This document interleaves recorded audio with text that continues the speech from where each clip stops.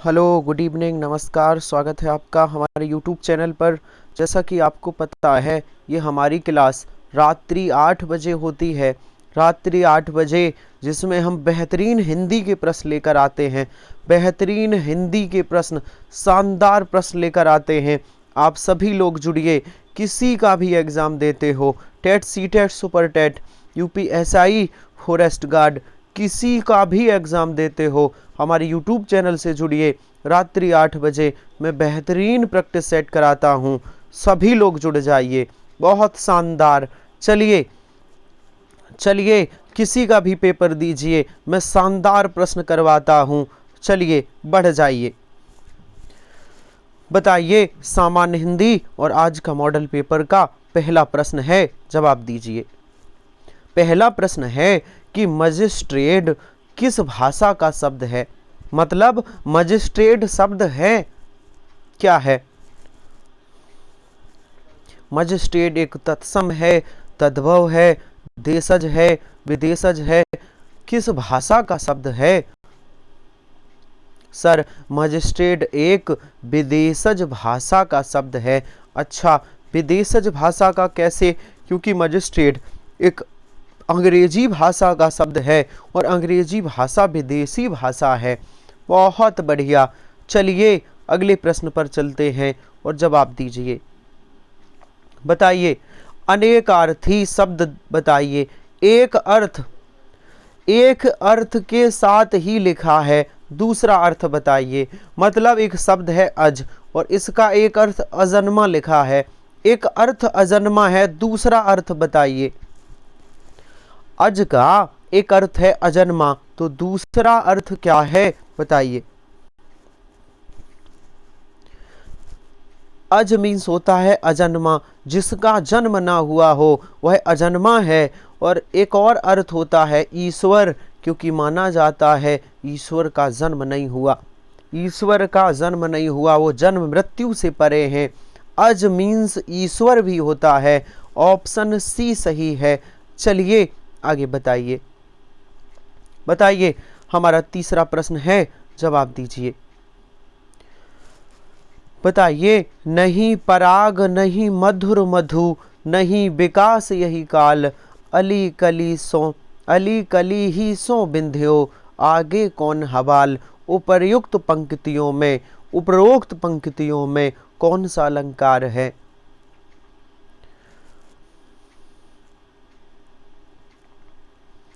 कौन सा अलंकार है? सर, अन्योक्ति अलंकार है। कौन सा अलंकार है? उपरोक्त पंक्तियों में अन्योक्ति अलंकार है। और चलिए आगे, जवाब दीजिए। शुद्ध वाक्य छाटिए। बताइए।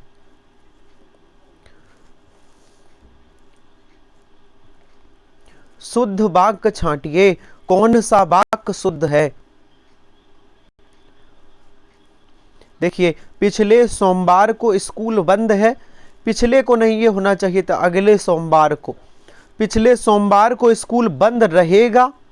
पिछले सोमवार को बंद रहेगा, ऐसा होना चाहिए था पिछले सोमवार को स्कूल बंद था।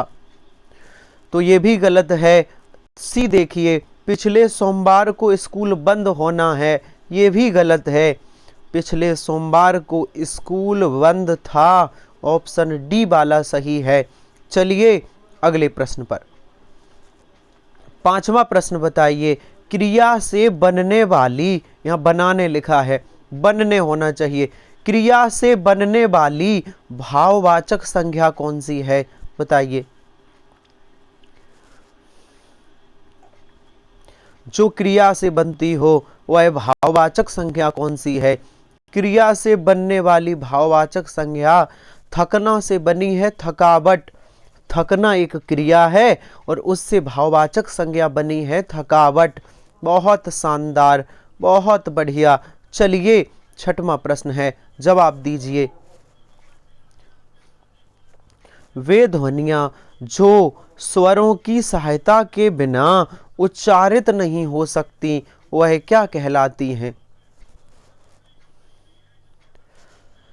जो ध्वनियां स्वरों की सहायता के बिना नहीं बोली जाती, अर्थात स्वरों की सहायता से बोली जाती हैं, वह व्यंजन कहलाती हैं। जो स्वरों की सहायता से वह व्यंजन, और जो स्वरों की सहायता के बिना बोली जाए वह स्वर। इस प्रश्न का जवाब होगा सी, व्यंजन कहलाती हैं। चलिए बताइए, हमारा अगला प्रश्न है, वन में लगने वाली आग वाक्यांश के लिए एक शब्द क्या है? बताइए।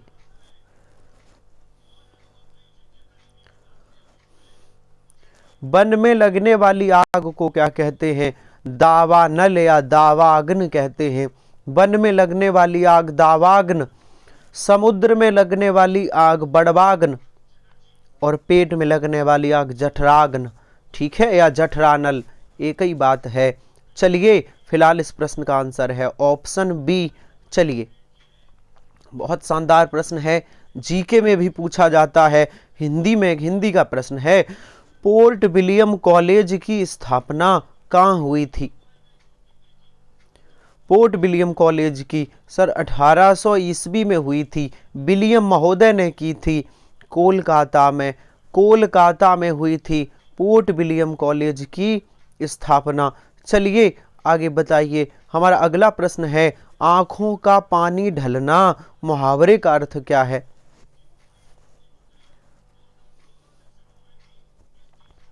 बहुत बढ़िया, आंखों का पानी ढलना मतलब बेशर्म बन जाना, बेशर्म बन जाना, आंखों का पानी ढलना, बेशर्म बन जाना। चलिए अगले प्रश्न पर चलते हैं। हमारा प्रश्न है 10वां। 10वां प्रश्न क्या है? मिलान करना है। चलिए भैया मिलान कर लेते हैं। देखिए, पहला और आखिरी ये निश्चित रहेगा। मानस सिंधु में उठने वाली स्मृति तरंगे, मानस सिंधु में उठने वाली स्मृति तरंगे। फिर आएगा, काल के विषम तट से टकराकर विलीन भले ही हो जाएं, वाह आएगा। वाह के बाद फिर क्या आएगा? फिर रा, पर वे अपनी मूक भाषा में एक संदेश हमें दे जाती हैं। बा के बाद रा आएगा। फिर आगे, और उन क्षणों को, फिर ला आएगा, और उन क्षणों को जो भी कभी हमारे थे, फिर या आएगा, पुनर्जीवित सा कर जाती हैं। ओआ के बाद आएगा रा, फिर ला। एक ही ऑप्शन है, ऑप्शन ए। ऑप्शन ए ये वाले भरने सीख लीजिए, एक प्रश्न पूछा जाता है। चलिए बताइए, दिए गए शब्द के सही अर्थ भेद का चयन करिए। सर जरा, ये जो जर लिखा है, जर और जरा का क्या अर्थ है? बताइए।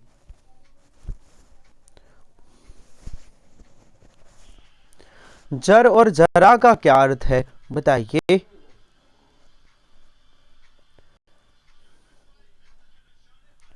जर और जरा का क्या अर्थ है? सर जर मीन्स क्या होता है? जर मीन्स होती है दौलत, जर मीन्स दौलत, और जरा मीन्स थोड़ा अल्प। ऑप्शन सही होगा सी। ऑप्शन कौन सा? सी सही है। और अगले प्रश्न पर चलिए, बताइए।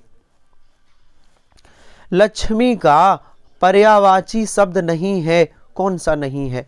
अच्छा कौन सा है, सॉरी यहाँ लिखा है कौन सा है।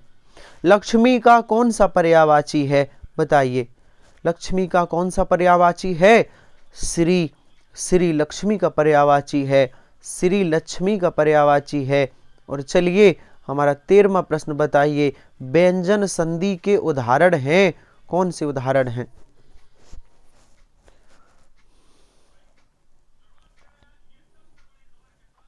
व्यंजन संधि के उदाहरण कौन कौन से हैं? सर देखिए, उल्लास, उत्धनलास, संगम, समधनगम, संभावना, सदधन भावना। सर इन सब में व्यंजन संधि है। ऑप्शन डी वाले विकल्प में व्यंजन संधि है। आगे चलिए, बताइए। बताइए, देव जो महान है यह किस समास का उदाहरण है? बताइए। देव जो महान है यह किस समास का उदाहरण है? यह देव जो महान है कर्मधारय समास, एक पद विशेषण एक विशेष कर्मधारय समास है। और आगे चलिए, निर्देश पढ़िए कि क्या बताना है। विलोम शब्द बताना है। 15 और 16 का ऋजु का विलोम शब्द क्या है? बताइए। ऋजु का विलोम शब्द क्या होता है? वक्र होता है। ऋजु का विलोम शब्द वक्र है। चलिए आगे बताइए। बताइए क्षमा का विलोम शब्द क्या है? क्षमा का विलोम शब्द क्या है? बहुत शानदार। क्षमा का विलोम शब्द क्या है? क्षमा का विलोम होता है दंड। क्षमा का विलोम दंड होता है। आगे चलिए और बताइए निम्नलिखित में से पारिभाषिक शब्दों के सही तथा गलत दोनों अर्थ हैं। गलत अर्थ का चयन करो। अच्छा ठीक है, दोनों शब्दों का गलत अर्थ बताना है। बताइए। कैपिटल मीन्स क्या नहीं होता है ये बताना है। सर कैपिटल मीन्स पूंजी होती है। कैपिटल मीन्स राजधानी।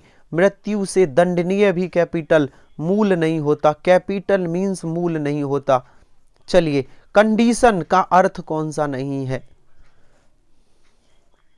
सर कंडीशन मीन्स दशा होती है। कंडीशन मीन्स शर्त भी होती है। कंडीशन मीन्स स्थिति भी होती है। कंडीशन का मतलब अनुकूल नहीं होता। कंडीशन का मतलब, अनुकूल का मतलब है, अनुकूल अलग बात है, फेवर में, किसी के पक्ष में कोई बात है, अनुकूल है। ठीक है, चलिए आगे बताइए। आगे बताइए शुद्ध वाक्य कौन सा है? 19वां प्रश्न, बहुत शानदार, बहुत लाजवाब। बताइए शुद्ध वाक्य कौन सा है? क्या आपको पता है? सर देखिए कौन सा है? माता पिता की शुश्रूषा करनी चाहिए, मतलब माता पिता की सेवा करनी चाहिए। ऑप्शन ए शुद्ध है। तूफान आने का संदेह नहीं होता, तूफान तो डायरेक्ट आ जाता है। संदेह क्या, तूफान तो क्लियर होता कि आएगा कि नहीं आएगा। अनेक निरपराध दंड के, निरपराध नहीं अपराधी दंड के भागी होते हैं। इसके मात्र दो कारण है, मात्र नहीं इसके दो कारण है होना चाहिए। ऑप्शन ए सही है। 20वां प्रश्न पर चलते हैं। हिंदी के उद्भव का सही क्रम क्या है? बताइए।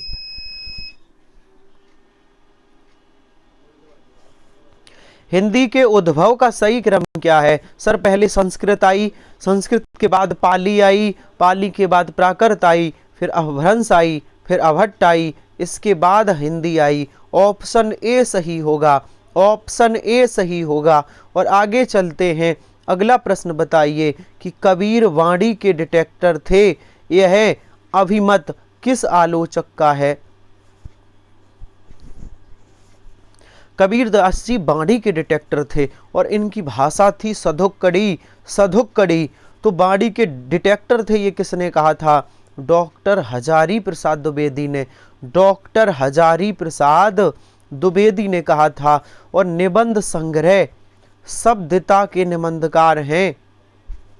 जो निबंध संग्रह है शब्दिता, इसके निबंधकार कौन है?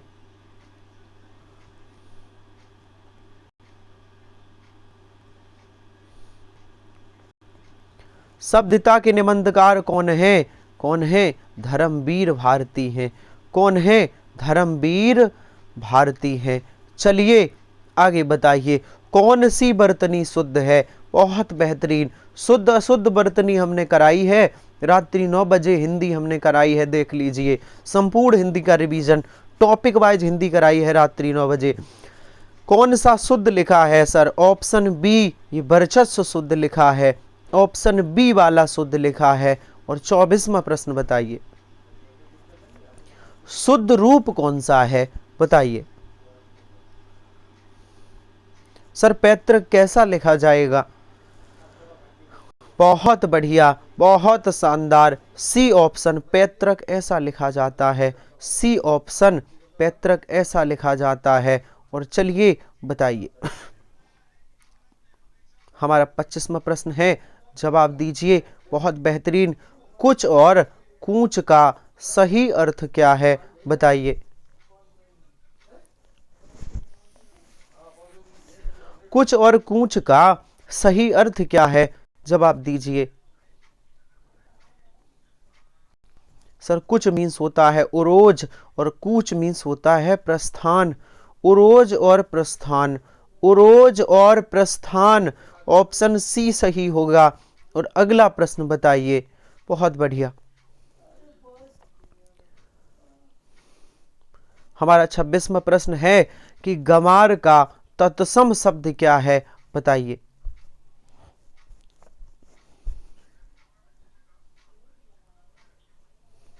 बहुत बढ़िया। गंवार का तत्सम होता है ग्रामीण। गंवार का तत्सम क्या है? ग्रामीण है। ग्रामीण है। चलिए आगे बताइए। बताइए क्या बताना है। दिए गए शब्द के उस विकल्प का चयन कीजिए जो संबंधित शब्द का अर्थ नहीं है। पास का अर्थ क्या नहीं होता, बताइए। बहुत बढ़िया।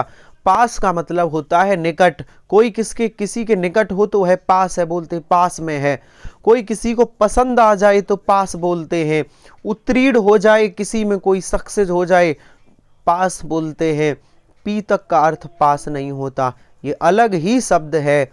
ऑप्शन डी, ये अलग ही शब्द है। चलिए बताइए। हमारा अगला प्रश्न है, जवाब दीजिए। प्रश्न नंबर 28।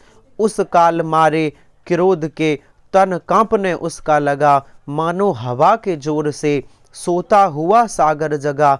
उपर्युक्त पंक्तियों में कौन सा अलंकार है? उपर्युक्त जो पंक्तियां हैं उनमें अलंकार बताइए। रस, सॉरी, रस, हम अलंकार बोल रहे हैं, सॉरी, रस। उपर्युक्त पंक्तियों में कौन सा रस है? कौन सा रस है? सर रौद्र रस है। कौन सा गुस्से की बात की गई है? रौद्र रस का स्थायी भाव होता है क्रोध। करुण रस का स्थायी भाव होता है, क्या होता है? शोक होता है। वीर वीर रस का स्थायी भाव उत्साह और अद्भुत का होता है विस्मय। अच्छा, रसों के कितने भेद होते हैं? 9 भेद होते हैं। भरत मुनि के अनुसार रस कितने हैं? 8 रस हैं। भरत मुनि ने कौन सा रस नहीं माना? शांत रस को उन्होंने रस नहीं माना। शांत रस को क्या माना है? शांत रस को माना है लक्ष्य माना है, और इसी से अन्य रसों की उत्पत्ति मानी है। चलिए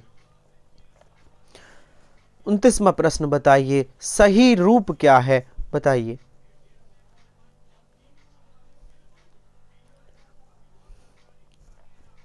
बहुत बेहतरीन, बहुत शानदार। सही रूप क्या है? उनके पास बहुत सोने हैं, नहीं, उनके पास बहुत सोना है। सोना है नहीं, सोना है होना चाहिए। उनके पास बहुत सोना है। Option C, option C. D वाले में क्या गलती? उनके पास बहुत सोने हैं, सी सही है। सी वाला वाक्य बिल्कुल शुद्ध है, बिल्कुल। और 30वां प्रश्न बताइए। नीचे लिखे वाक्यों में किस वाक्य में सर्वनाम का अशुद्ध प्रयोग हुआ है, बताइए।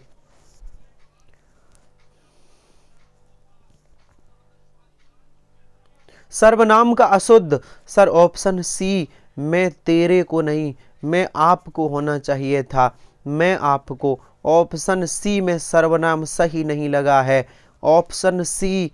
चलिए आगे बढ़ जाइए, बढ़ जाइए आगे। बताइए। उच्चारण के समय जीव की स्थिति के अनुसार स्वर के कितने भेद होते हैं, बताइए। जीव की स्थिति के अनुसार स्वर के 3 भेद होते हैं। अग्र स्वर, मध्य स्वर और पश्च स्वर। अग्र स्वर, मध्य स्वर और पश्च स्वर। अगला प्रश्न बताइए। बताइए, बहुत शानदार प्रश्न है। मोक्ष की कामना करने वाला, मोक्ष की इच्छा रखने वाला, या कहें मोक्ष की कामना करने वाला के लिए एक शब्द क्या आएगा?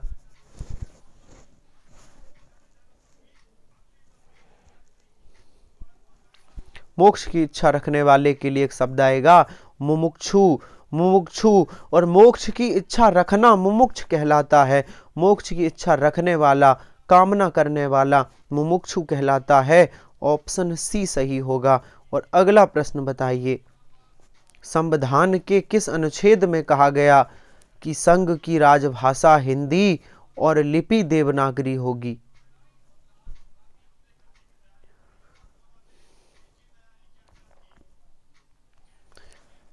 संघ की राजभाषा हिंदी और लिपि देवनागरी होगी। अनुच्छेद 343 में किस में कहा गया?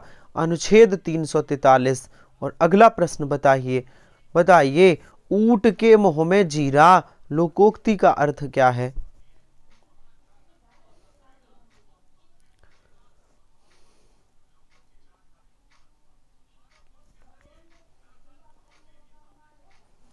ऊंट के मुंह में जीरा लोकोक्ति का अर्थ क्या है? बहुत अधिक खाने वाले को बहुत कम देना, बहुत अधिक खाने वाले को बहुत कम देना, ऊंट के मुंह में जीरा। और चलिए अगला एक और प्रश्न है, एक और भरने वाला प्रश्न है, बताइए, बताइए शानदार प्रश्न है, ये भी भरने वाला है, ये भी भरने वाला है। छोड़िए इसको, छोड़िए मैं आंसर बता देता हूँ, इसका आंसर होगा डी, आंसर डी। भरने वाला एक ही प्रश्न आता है, हमने प्रैक्टिस करा दी है। चलिए बताइए 36वां प्रश्न बताइए, दिए गए युग्म का सही अर्थ भेद का चयन करिए। गिरह और गिरह का अर्थ क्या है बताइए। 40 प्रश्न 41 हम लोग शानदार 40-41 प्रश्न कर रहे होंगे। थोड़ी देर बाद हमारा मॉडल पेपर समाप्त हो जाएगा। 4-5 प्रश्न और हैं। सर गिरह मीन्स जो पहले गिरह लिखा है इस मीन्स होता है घर, और जो बाद में गिरह लिखा है इस मीन्स होता है नक्षत्र। ऑप्शन सही होगा सी। ऑप्शन कौन सा? सी सही होगा। और अगला प्रश्न बताइए, कौन सा शब्द गंगा का पर्यायवाची नहीं है?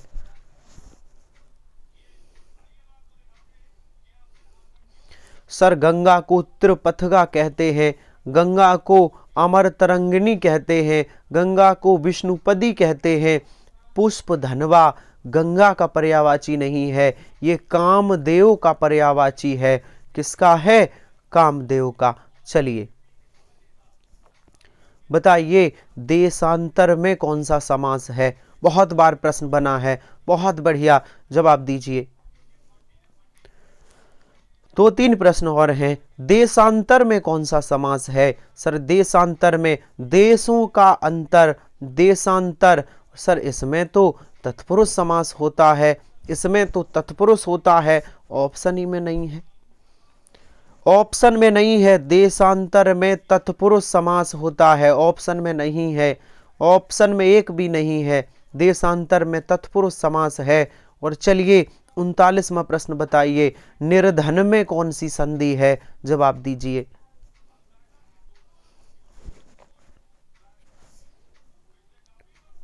निर्धन में नीह, नीह प्लस धन। सर नीह प्लस धन विसर्ग संधि होती है, निर्धन में विसर्ग संधि। अच्छा बताओ संधि के कितने भेद?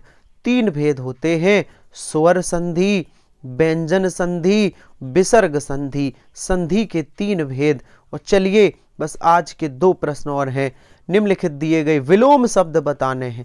2 प्रश्न और हैं। चलिए बताइए गोचर का विलोम शब्द क्या है?